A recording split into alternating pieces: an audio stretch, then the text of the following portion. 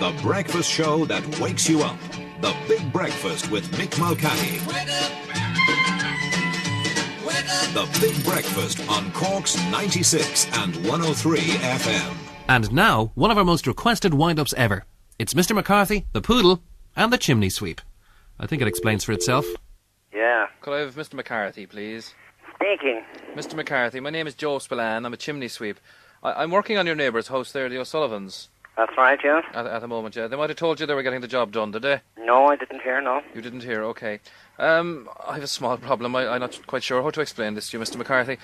Could you speak up small, please? I'm on site here. Oh, I see, all right. I'll tell you what I did. I went in and I sealed up their two fireplaces, one in the kitchen dining room and one in the sitting room itself.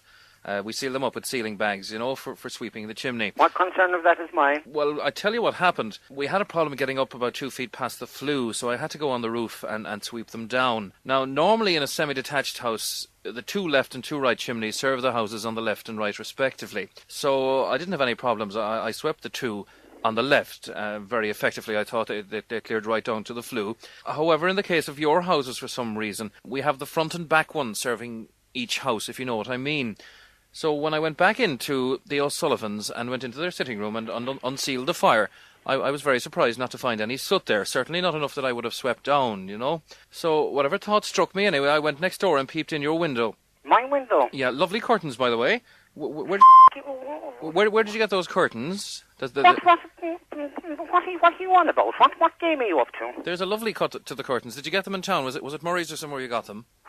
The curtains? What is this all about? Oh, sorry, okay, just to finish the story. I ran around anyway and peeped in your sitting room, and I'm afraid that with the configuration of the chimneys and the roof, it was one of yours that I swept. Now, your sitting room seems to be covered in a light covering of soot. What? That's what seems to have happened by mistake, you know. What kind of a are you? Who did you say you were again? My name is Joe Spillane. From where? Well, I'm kind of a freelance chimney sweep. Freelance chimney sweep? Are you the guy that was around there 4 times ago in a van looking for business? Well, we would have canvassed, yeah. I have a couple of young fellas going around I canvassing. told you I had no interest whatsoever in giving you any business. I know, I understand that. That's your right, certainly, Mr. McCarthy. But where do you live? What company do you represent? Well, I'm from the city, and I was canvassing, and your next-door neighbours said they hadn't had theirs done for a year, so they said they'd go ahead with it. How long since yours were swept, incidentally? How long since swept? Listen here to me now, and listen here to me very carefully. Have you got an insurance and stuff like this? No, well... What?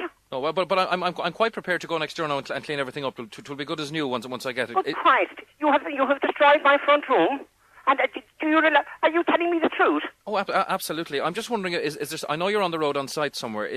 Is there somewhere I could meet you and get a key, maybe? If I meet you, if you're after doing this, you'll be having your next meal through a tube. I beg your pardon? I said you'll be having your next meal through a tube. This is a disgrace altogether.